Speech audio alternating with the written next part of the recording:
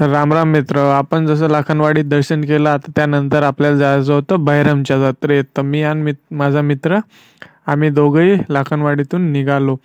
आता बहिरमच्या जत्रेत जायचं होतं, तर रस्ता माहीत नव्हता. मग या गावात टाकलं बा, इतकं सुमसाम की विचारूच नका ना. असं वाटत होतं घराच्या समोर कोणी राहते की नाही राहत. असं सुमसाम एरियामधून असंच चाललो आम्ही दोघं, कोणीच नाही दिसलं. त्यानंतर एक दोन भाऊ भेटले, बायांले पाहिलं, म्हटलं चला गावात कोणी तर आहे जिवंत. असं वाटत होतं की कोणीच नाही का इथं. त्यानंतर आम्ही लागलो दुसऱ्या रस्त्यात. मग अटून थोडंफार दूर होतं बहिरमच्या जत्रेचं. मग आम्ही लागलो बा, चाललो मग इकडे पाय तिकडे पाय, सुमसाम एरिया. नंतर हे आता आम्ही पोचलो इथून. बहिरम बाबाचं मंदिर थोडं 5 किलोमीटरवर होतं. त्यानंतर आम्ही निघालो बा रस्त्यातून. मोसमही चांगला होता, आमची चालू होती मजा, हे कर ते बोल. आणि त्यानंतर थोडंफार पुढे गेलो तर पोचलो. म्हटलं आता चला, हे एंट्री करत होतो. आता म्हटलं बाईक कुठं लावा. तर आम्ही शोधत होतो की बाईकसाठी जागा आहे का, कारण की गर्दी इतकी मोठी होती आणि इतकी खूप प्रचंड गर्दी होती बहिरम बाबाच्या जत्रेत. हे हे एंट्री करायचं आहे, हे एकदम हायवे आहे, मेन हायवे आहे, बैतूलचा हायवे. पण गर्दी एकदम अशी की एकदम गावासारखंच वाटत आहे की कोणीच नाही आहे हायवेमध्ये. इथून मस्त गाड्या वगैरे चालवतो. मग आम्ही दोघंही मित्र आम्ही गाडी वगैरे पार्क केली आणि निघालो. म्हटलं आता चला आपण बहिरम बाबाचे दर्शन करून येऊ. त्यानंतर ऊन म्हणते की ऊन इतकं जास्त होतं की विचारूच नका. भरून मध्ये, आणि आपण कोटगेट घातलेला होता.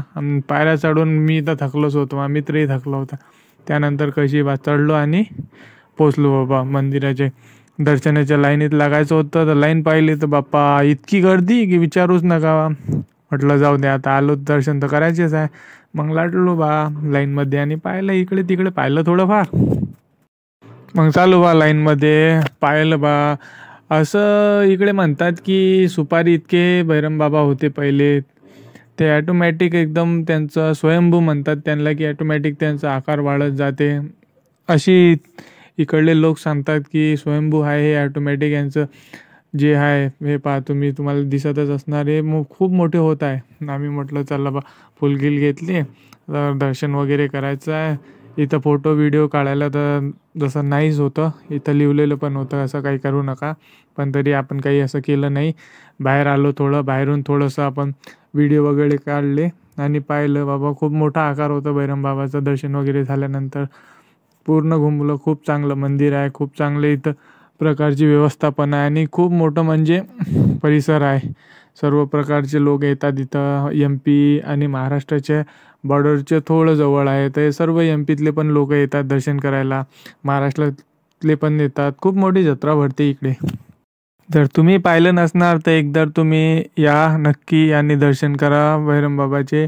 खूप मोठी जत्रा आहे आणि पुढच्या हप्त्यात ही जत्रा संपत असणार आहे असं वाटते. लोक सांगत होते की आणखी 1 हप्ता जत्रा चालणार आहे. गर्दी आणि उंच डोंगरावर हे बसलेले बहिरम बाबा आहे. मग आम्ही निघालो बा. मग इकडे काय सांगत होते सर्व की स्पेशल म्हणजे इथं मटण हांडीमध्ये बनवून एकदम चांगल्या प्रकारे भेटतात. गेलो आम्ही फिरायला. मग काय इकडे पाहिलं तर सर्व ठिकाणी तसंच बा, सर्व हांडीत मटण, हे रोटे वगैरे बेलत होती बाई. सर्व म्हणजे इतकं जास्त स्टॉल लागेले होते ढाब्यासारखे की सर्व ठिकाणी हांडीमध्ये मस्त मटण वगैरे. लोक पार्टी करतात इकडे येऊन, मस्त एन्जॉय करतात सर्व. तुम्ही पण या आणि एन्जॉय करा मस्त. जास्त दिवस आता ही जत्रा नाही आहे. तुम्ही नाही आले असणार तर लवकरच लवकर या आणि एन्जॉय करा. हे इथेही आम्ही आलो. सर्व ठिकाणी म्हणजे एकदम इथे दिसलो. पण म्हटलं बा आपण दर्शनाला आलो, आपण नाही खायचं. तर मी आणि माझ्या मित्रांना काही मटण वगैरे खाल्ले नाही. आम्ही फक्त आलो.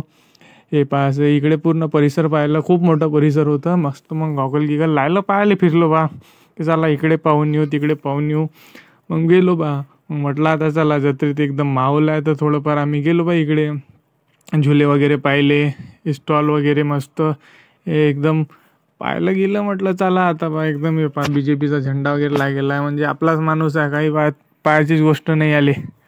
पाहिलं मग म्हटलं थोडंफार, आता ऊन जास्त होतं. मग म्हटलं आपले कफन बांधून टाकला एकदम खतरनाक आपण आणि निघालो मग आपल्या स्टाईलमध्ये. गिंड्या पाहिलं. मग विचार होता की घेऊ घरी. म्हटलं जाऊ द्या, बाईकवर कुठे नेता आता, तुटून जाणार. म्हटलं मग राहू दिलं. त्यानंतर आम्ही गेलो बा, नाश्ता वगैरे केला, एकदम पाणीपुरी वगैरे खाल्ली. इतकी काही जास्त इंटरेस्टिंग नव्हती, असंच भेटली. मग दर्शन केले आणि आम्ही निघालो. म्हटलं आता चला बा, आपल्याला घरी जायला खूप उशीर होऊन जाणार. मग आम्ही आणि माझा मित्र निघालो दोघंही. म्हटलं आता चला आपल्याला घरी जायचं आहे. मग आपण एकदम स्टाईलमध्ये आपल्या देसी लुकमध्ये आलो. शर्ट गिटचे बटन वगैरे उघडले आणि निघालो घराकडे. तर बाय मित्रांनो, भेटू.